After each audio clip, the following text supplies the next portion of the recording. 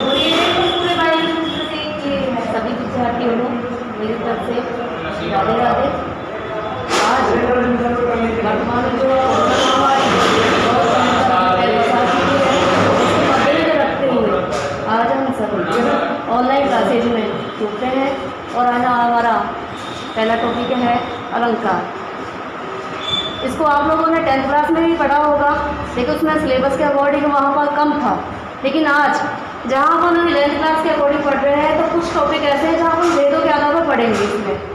तो सबसे पहले अपन अलंकार की ओर चलते हैं। अलंकार है क्या, तो इसको ध्यान में रखते हैं। अलंकार शब्द अलम प्लस कार के योग से बना है, जिसका शाब्दिक अर्थ होता है अलंकृत करना। क्या अर्थ होता है? अलंकृत करना। अब हम चलते हैं अपनी परिभाषा की ओर। सबसे पहले तो अपन उस उदाहरण को लेते हैं जो आपके ध्यान में रहे कि अलंकार है क्या। अलंकार वैसे आभूषण को कहते हैं। इसमें क्या होता है कि जैसे एक स्त्री अपनी शोभा बढ़ाने के लिए अपने शरीर पर आभूषण धारण करती है और आभूषण धारण करने के बाद उसकी जो सुंदरता है और भी निखर जाती है, तो उसी प्रकार ये जो अपना काव्य है, काव्य में भी सुंदरता बहुत आवश्यक है। इसकी शोभा को बढ़ाने के लिए हमें अलग अलग प्रकार के तत्वों को लेना पड़ता है और इसी को ध्यान करते हुए परिभाषा बनी है कि काव्य की शोभा बढ़ाने वाले तत्वों को क्या कहते हैं? अलंकार कहते हैं।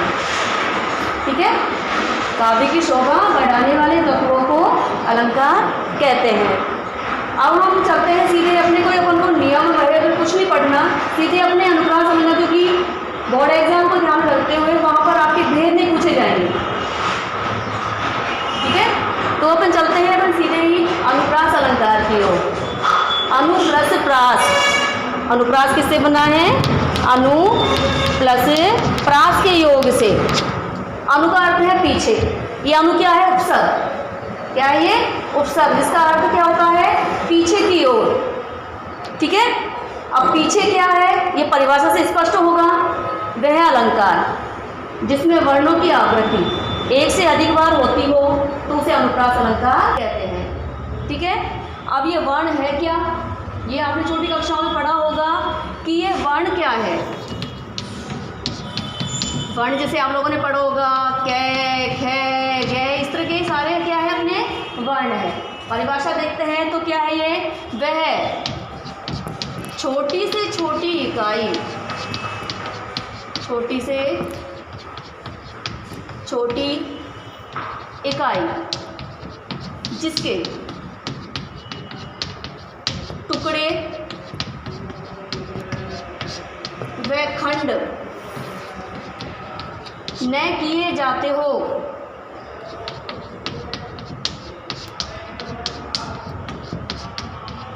उसे क्या कहते हैं?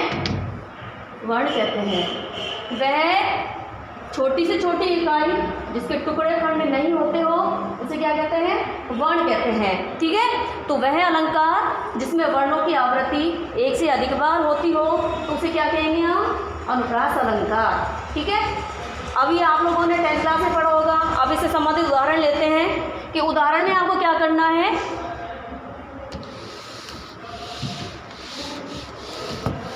साधारण उदाहरण लेंगे हम जो आपको भी याद रहे, जहाँ आप लोगों ने फिल्मी डायलॉग में भी कई उदाहरण ऐसे पढ़े होंगे, जैसे चाचा ने चाची को चांदनी चौक में चांदी की चम्मच से चटनी चटाई, सुना है ना।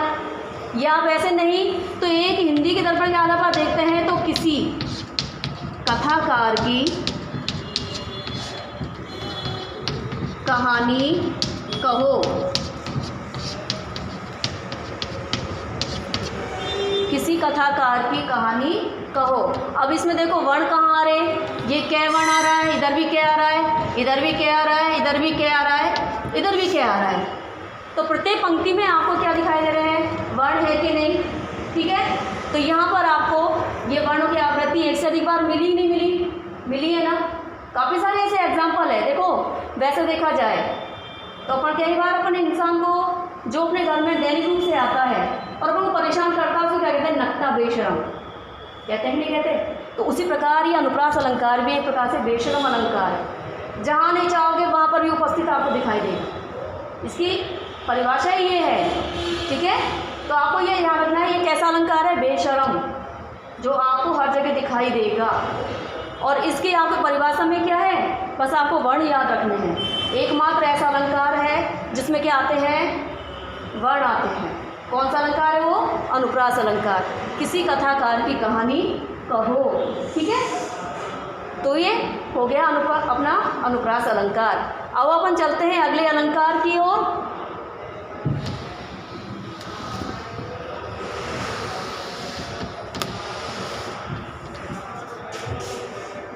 उसमें है अपना दूसरा अलंकार पढ़ लेते हैं, क्योंकि आज तो क्लास स्टार्ट हुई है, मुझे शॉर्ट में करना है। और वही अलंकार लेंगे जिनको आप लोगों ने पहले ही पढ़ा है, ठीक है। क्योंकि अभी अपन को डीपली इसमें नहीं जाना, वही पढ़ने हैं जो आप पहले पढ़ चुके हो, और उन्हीं को आप कम से कम इस बहाने आप याद तो रख लोगे। तो दूसरा है अपना यमक अलंकार। यमक का अर्थ क्या है? देखो, इसका शाब्दिक अर्थ देखें तो इसका अर्थ होता है जोड़ा या जुड़वा। क्या अर्थ है इसका? शाब्दिक अर्थ है जोड़ा या जुड़वा। अब जोड़ा जुड़वा क्या है? आप लोगों को देखे होंगे कि क्या ऐसे बच्चे होते हैं, ट्विंस बच्चे जिनको कहते हैं, जुड़वे बच्चे, जिनकी शक्ल तो हुबहू रहती है, एक जैसी रहती है, लेकिन शक्ल एक जैसी है, लेकिन नाम तो अलग अलग होते हैं ना। उसी प्रकार ये यमक अलंकार की यही खासियत है कि इसमें आपको शब्द तो समान रूप से एक जैसे दिखाई देंगे, लेकिन शब्दों के अर्थ कैसे होंगे? अलग अलग। बस यही याद रखना है आपको कि इस अलंकार की का शाब्दिक अर्थ क्या है? जोड़ा या जुड़वा, ठीक है। जोड़ा जुड़वा में जैसे आप लोगों ने उदाहरण पढ़ा होगा, कनक कनक ते सौगुनी,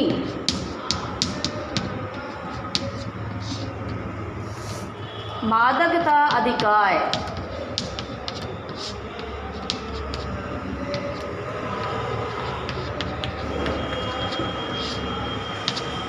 ठीक है। अब कनक कनक शब्द एक जैसे दिखाई दे रहे हैं, समान आवृत्ति वाले शब्द है। यहाँ पर इस अलंकार में क्या था? अनुप्रास में वर्ण आए थे, ये याद रखना। एकमात्र ऐसा अलंकार है इसमें जो वर्ण आते हैं। यमक में क्या है? शब्द। क्या आते हैं इसमें? शब्द।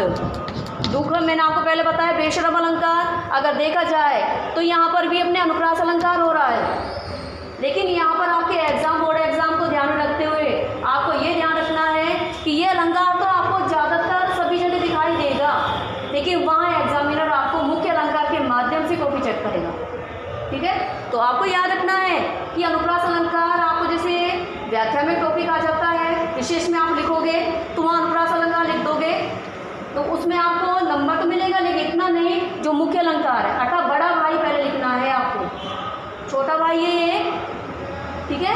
ये छोटा भाई है, ये अपना बड़ा भाई है। कौन सा अलंकार? यमक अलंकार। काफ़ी सारे ऐसे अलंकार आएंगे जहाँ पर ये अलंकार तो अपन को बहुत अधिक मात्रा में दिखाई देगा, लेकिन अपन को क्या करना है? बड़े भाई की पहचान करनी है। जैसे घर में अपने बड़े भाई की वैल्यू या मूल्य होता है, उसी प्रकार से यहाँ पर अपने इस काव्य टॉपिक में भी आपको अलंकार के माध्यम से मुख्य अलंकार पहले बताना होगा, ठीक है।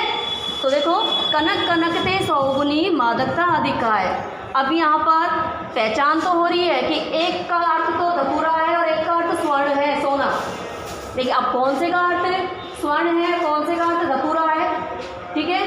तो अपन को ये समझना है, और यह उदाहरण कैसे समझ में आएगा? जब दूसरी नीचे पंक्ति सामने स्पष्ट होगी। कनक कनकते सौगुनी मादकता अधिकाय, वा खाए बोराए जग।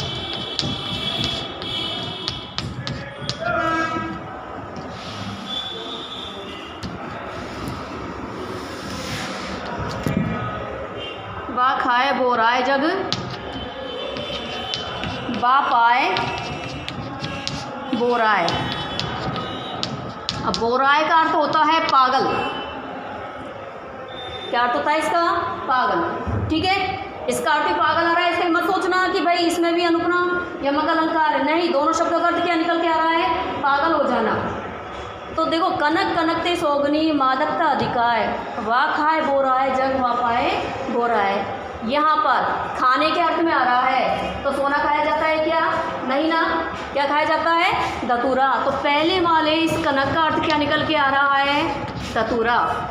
ठीक है। और वह पाने के अर्थ में आ रहा है तो इसका अर्थ क्या हो जाएगा? स्वर्ण या सोना। ठीक है। तो देखो धतूरा जो है इसमें भी बहुत अधिक नशा होता है। क्या होता है? नशा होता है। पहला अर्थ निकल के आ गया। ठीक है। सोने में भी क्या होता है? 100 गुना नशा पाया जाता है। जैसे धतूरा खाने के बाद व्यक्ति पागल सा हो जाता भी हो जाता होता है ना, तो उसी प्रकार जिसके पास सोना आ जाता है वो भी क्या हो जाता है? संसार में पागल है। पागल कैसे? उसको अहंकार हो जाएगा। ठीक है। या उस अन्य इंसानों को वो क्या करेगा?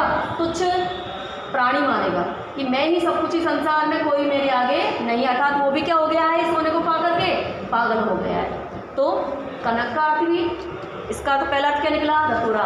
दूसरे वाले कनक का अर्थ क्या निकला? स्वर्ण। देखो शक्ल एक जैसी ही थी दोनों की, जुड़वे थे, लेकिन अर्थ क्या निकल के आए?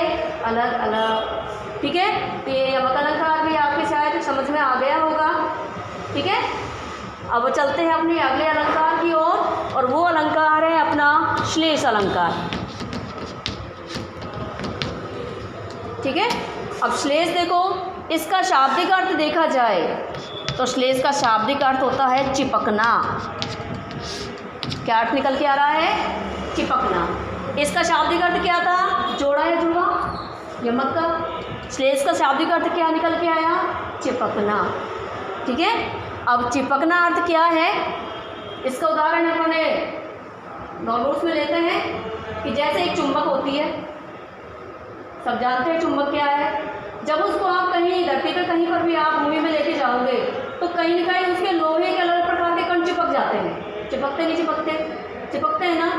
तो यहाँ पर ये चुंबक क्या है? एक शब्द है। चुंबक को किस अर्थ में लेंगे अपन? एक शब्द। ठीक है।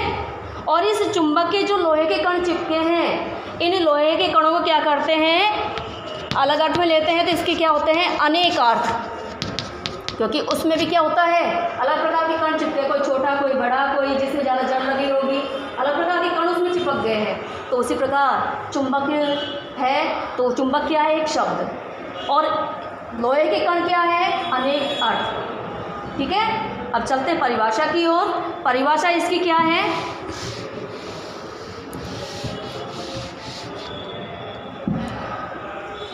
वह अलंकार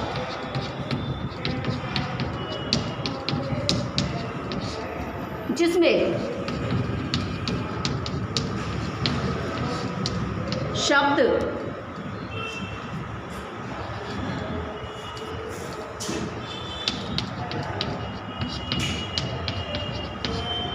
एक बार आए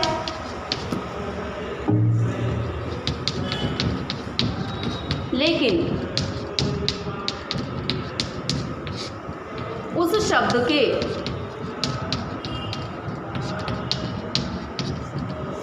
एक से अधिक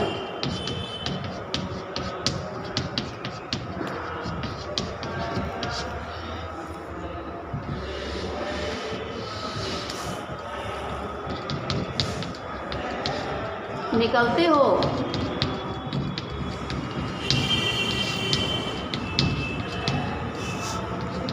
तो वहाँ श्लेष अलंकार होता है, या उसे श्लेष अलंकार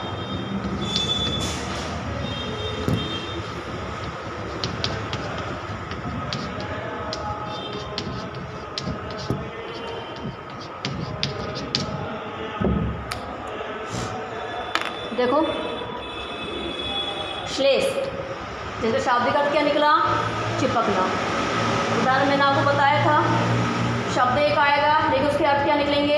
एक से अधिक। ठीक है। 2 भी हो सकते हैं, 3 भी अर्थ निकल सकते हैं। तो वह अलंकार जिसमें शब्द एक बार आए या एक ही आए लेकिन उस शब्द के एक से अधिक अर्थ निकलते हो तो वहाँ कौन सा अलंकार होगा? श्लेष अलंकार। ठीक है। तो अब आगे अपने उदाहरण की ओर चलते हैं। उदाहरण में आपको वो उदाहरण लेंगे जो शायद आपने पहले ही पढ़ रखा है, क्योंकि मतलब खाली परिभाषा के माध्यम से क्लियर करना है। वहाँ पर एग्जाम्पल जो मैं दे रही हूँ हो सकता है ये भी हो सकते हैं, लेकिन अपने मुख्यतः क्या है, चैप्टर के अकॉर्डिंग याद करना पड़ेगा। ठीक है, तो जहाँ आपकी परिभाषा समझ में आ गई तो कोई से भी अलंकार हो आप आराम से पहचान कर सकते हो। ठीक है, तो इस बात का विशेष ध्यान रखना। सबसे पहले आपको क्या याद रखनी है, परिभाषाएँ। परिभाषाएँ जहाँ है आपकी क्लियर हो गई तो आप आराम से उदाहरण पहचान कर सकते हो। खाली एक ही उदाहरण आपको याद नहीं करना, आपके यहाँ पर एक एक उदाहरण देकर के क्या है, परिभाषा को याद रखना। परिभाषा के माध्यम से आपके पास बुक होगी और बुक में से आपको पहचान करनी है कि ये जो हमने अलंकार पढ़े हैं कि इनमें ये अलंकार है या नहीं है। ठीक है, तो अब आप देखो वह अलंकार जिसमें शब्द एक बार आए लेकिन उस शब्द के एक से अधिक अर्थ निकलते हो तो वहाँ कौन सा अलंकार होता है, श्लेष अलंकार। तो उदाहरण है अपना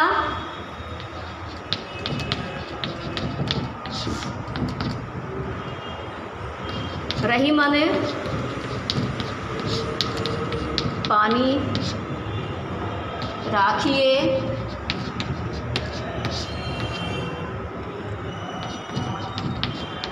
बिन पानी सब सून,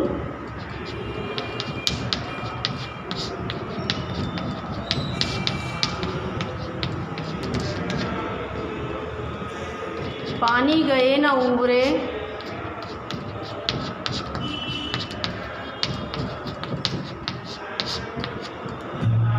मोती मानस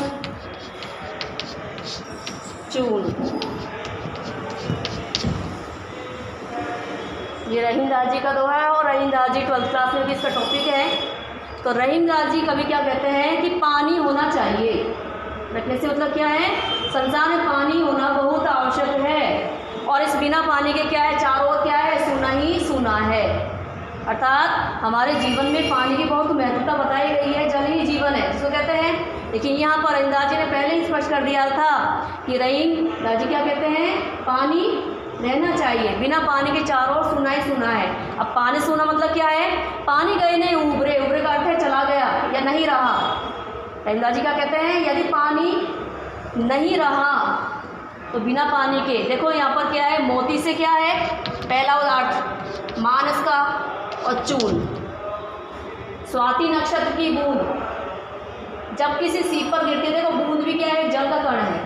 ठीक है ना, बूंद है छोटी, जब स्वाति नक्षत्र की बूंद किसी सीप पर गिरती है, समुद्र पाए जाते हैं, तो वो क्या रूप धारण कर लेता है, मोती का। ठीक है, तो मोती से क्या अर्थ आ गया, चमक। दूसरा देखें, मानस का अर्थ है मनुष्य की इज्जत। संसार में मनुष्य की इज्जत का होना बहुत आवश्यक है, यदि इज्जत नहीं है तो हमारी कोई वैल्यू नहीं है। तो यहाँ पर पानी से अर्थ मनुष्य का क्या लिया है, उसकी इज्जत से। ठीक है, सभी इज्जत से जीना चाहते हैं, तो यहाँ पर भी मानस का मतलब क्या है, मनुष्य की इज्जत। और चून से मतलब क्या है, आटा। अगर उसमें पानी नहीं डालोगे तो चपाती बना के खा सकते हैं, नहीं। ठीक है, तो यहाँ पर पानी शब्द एक आया है, एक शब्द आया है पानी, लेकिन इसके अर्थ क्या निकले हैं, मोती मानस और चून। अर्थात एक से अधिक अर्थ निकले नहीं निकले, निकले है ना। तो आपको ये याद रखना है कि यहाँ पर शब्द तो एक आएगा श्लेष अलंकार में और इसके अर्थ क्या निकलेंगे, अलग अलग। ठीक है, तो यहाँ तक आपके क्लियर, कितने अलंकार हो चुके हैं, अनुप्रास, यमक, श्लेष।